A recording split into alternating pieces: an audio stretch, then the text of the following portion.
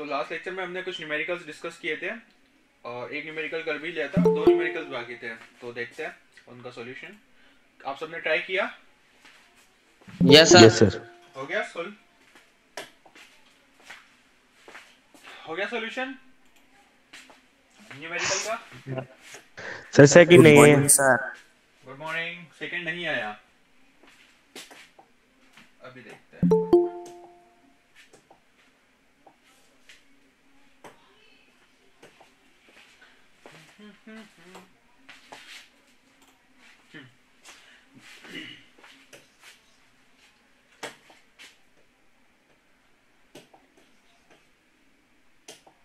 चलिए बताइए, क्वेश्चन बताइए।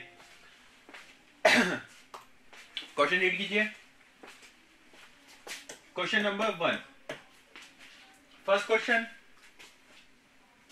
if an object If an object is moving with the initial velocity of 10 meter per second initial velocity u is equals to given as 10 meter per second with constant acceleration, what will be given a is equals to 5 meter per second square. 5 meter per second square. Okay, next.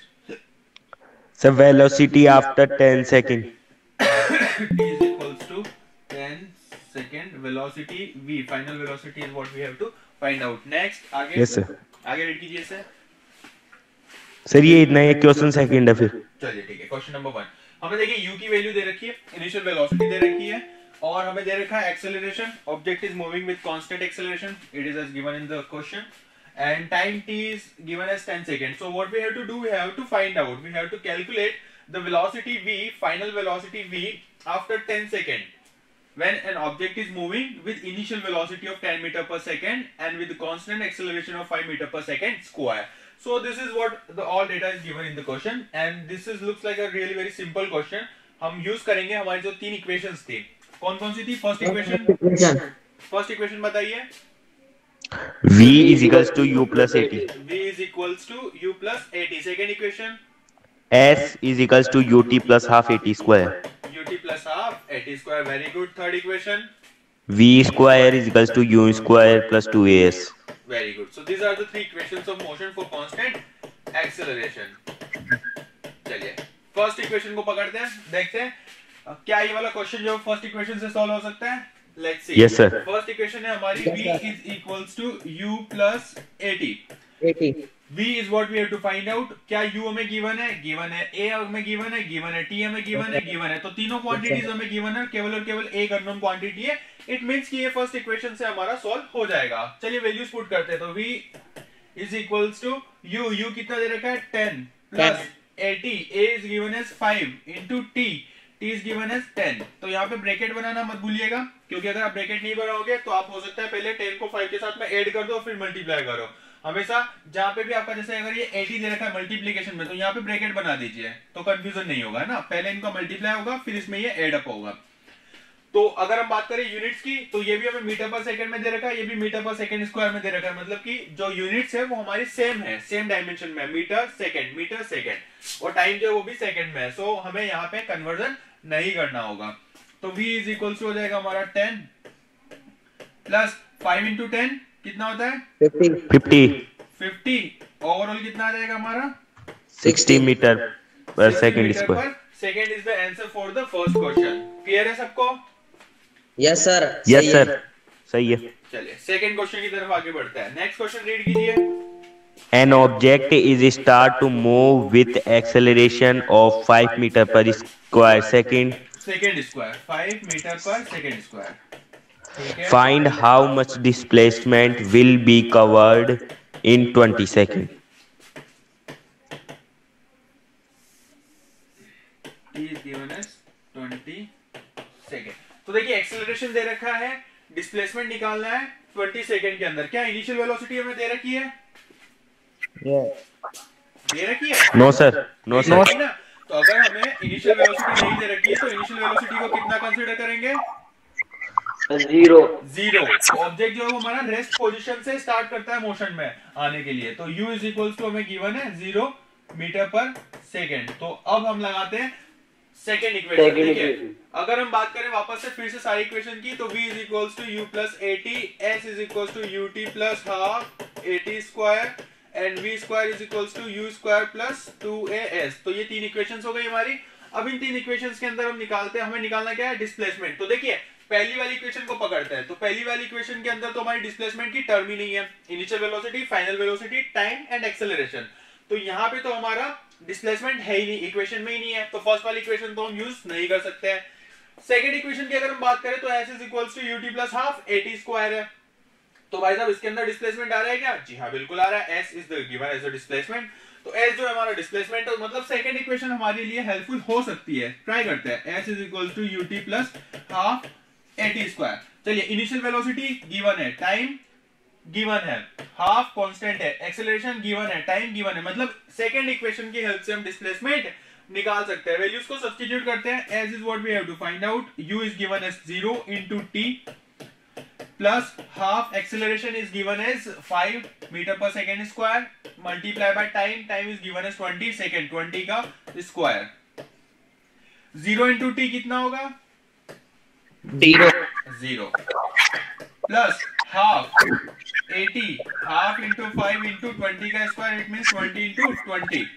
20 को 2 से divide करेंगे तो कितना बचेगा हमारा? 10 बचेगा। तो as equals to आ जाएगा हमारा 5 इंटू 20 100 मल्टीप्लाई बाय 10 कितना हो जाएगा हमारा?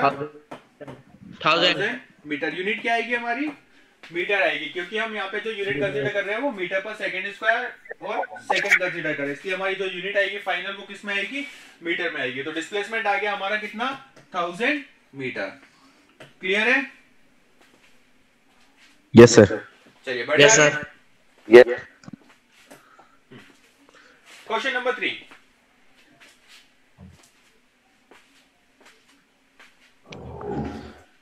An object is in rest position for 10 seconds. After 10 seconds is started to move with velocity 50 meter per second for 10 seconds.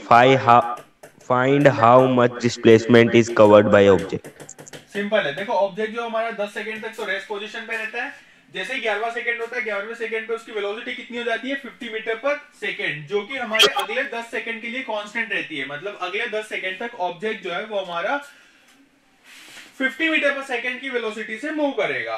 तो सिंपल सा क्वेश्चन है, हमें जो आगे का डेटा दे रखा है वो कंफ्यूज करने के लिए दे रखा है। सो प्रेजेंस ऑफ माइंड रहना है हमें यहाँ पे कि हमें वेलोसिटी दे रखी है, टाइम दे रखा है, क्या पूछा है? डिस्प्लेसमेंट पूछा है। तो velocity v is equals to हमारा डिस्प्लेसमेंट अपॉन टाइम। तो वेलोसिटी v कितनी दे रखी है हमें? 50 into is equals to displacement is what we have to find out and time is given as 10 second. तो ये हो जाएगा हमारा displacement is equals to v into t, that is 50 into 10, that is equals to 500। Unit क्या आएगी? Metre. आया समझ में सबको? Yes sir. यस चलिए, सर। तो ये तो है हमारे तीनों न्यूमेरिकल। इन तीनों न्यूमेरिकल्स में किसी को कोई डाउट हो तो पूछिए। हाँ सर। तो बढ़ते हैं नेक्स्ट टॉपिक की तरफ। नेक्स्ट टॉपिक है हमारा circular motion, uniform circular motion. As the name suggest, uniform circular motion. बताइए सर्कुलर मोशन की डेफिनेशन क्या होती है? When a body part moves in a circular path with respect to time. आराम से आराम से आराम से, सांस लेके, है ना? हाँ फिर से बोलिए। When a body moves in When a a circular body move in a circular path with respect to time. चलिए ठीक है, तो बिल्कुल सही है। When an object travels on a circular path, then the motion is said to be circular motion। मतलब simple सी definition है, अगर कोई ऑब्जेक्ट हमारा सर्कुलर पाथ पे मूव कर रहा है, अगर कोई ऑब्जेक्ट हमारा सर्कुलर पाथ पे मूव कर रहा है तो वहां पे हमारा जो मोशन होगा वो मोशन कहलाएगा सर्कुलर मोशन। हाँ, तो ऑब्जेक्ट अगर हमारा सर्कुलर पाथ पे मूव करता है तो उसे हम क्या कहते हैं? सर्कुलर मोशन कहते हैं, उसे हम सर्कुलर मोशन कहते हैं। अब यहाँ पे हमारा मोशन कौन सा है? सर्कुलर है, और साथ ही साथ यूनिफॉर्म भी है। तो ऑब्जेक्ट जो हमारा क्या करेगा? एक फिक्स वेलोसिटी के साथ में सर्कुलर पाथ पे मूव करेगा, तो उसे हम कहेंगे यूनिफॉर्म सर्कुलर मोशन। अब सर्कुलर मोशन से रिलेटेड कुछ डेफिनेशंस होती है, कुछ कीवर्ड्स होते हैं। जैसे अगर हम बात करें कि एक कंप्लीट सर्कुलर मोशन के अंदर डिस्प्लेसमेंट कितना होगा, मान लो ऑब्जेक्ट यहां से शुरू करता है मूव करना और एक कंप्लीट सर्कुलर मोशन कंप्लीट करता है, तो उसमें इसका डिस्प्लेसमेंट कितना होगा? Zero. Displacement 1 cycle of motion में डिस्प्लेसमेंट हो जाएगा हमारा 0। और अगर डिस्टेंस की बात करें तो कितनी डिस्टेंस ट्रैवल करेगा वो ऑब्जेक्ट हमारा? 2 pi R. 2 pi R, very good, 2 pi R. चलिए अब अगर हम बात करें half motion, half circular motion, half circular motion की अगर हम बात करें तो हाफ सर्कुलर मोशन के अंदर डिस्प्लेसमेंट कितना होगा? ऑब्जेक्ट यहां से स्टार्ट करता है और यहां पे पहुंच जाता है, तो डिस्प्लेसमेंट कितना होगा? पाई आर। पाई आर होगा क्या? सोचो एक बार, डिस्प्लेसमेंट की बात करें, ऑब्जेक्ट यहां से यहां पे आ गया, डिस्प्लेसमेंट सर कहां से कहां आ रहा है? इस वाले पॉइंट से इस वाले पॉइंट पे इस रास्ते से आ रहा है, तो डिस्प्लेसमेंट कितना हुआ? 2 पाई आर। बहुत बढ़िया। अरे बाबा, डिस्प्लेसमेंट का मतलब क्या होता है? Final position minus initial position. तो final position minus initial position किसके इक्वल होगी? आर, और R plus R, 2r। 2r हो जाएगा ना डिस्प्लेसमेंट। Yes sir. आया समझ में? भाई ऑब्जेक्ट कहां से मूव करना स्टार्ट कर रहा है? यहां से, हाफ ऑफ द साइकिल। अगर यहां से यहां पे आ जाता तो कंप्लीट साइकिल, लेकिन आधी साइकिल कंप्लीट कर रहा है, तो ये हो गया हाफ साइकिल। अब अगर ये हाफ साइकिल हो गया तो भाई फाइनल पोजीशन ये है, इनिशियल पोजीशन ये है, तो total minimum distance between both the points minimum कितनी हो जाएगी हमारी? यहां से सेंटर ऑफ सर्कुलर पाथ पे हमारी हो जाएगी रेडियस r की इक्वल, और यहां से यहां की भी हो जाएगी r, तो टोटल हो जाएगी r plus r, that is equals to 2r। 2r is the displacement in half circular motion. Clear है? Yes sir. 2r। अगर हम बात करें डिस्टेंस की, तो डिस्टेंस हमारी होगी, टोटल सर्कुलर पाथ पे हमारी डिस्टेंस होती है 2 पाई आर, तो अगर हम इसे 2 से डिवाइड कर दे तो ये हो जाएगी हमारी pi R into R. This is the distance covered by an object on a half circular path motion. Clear है यहां तक?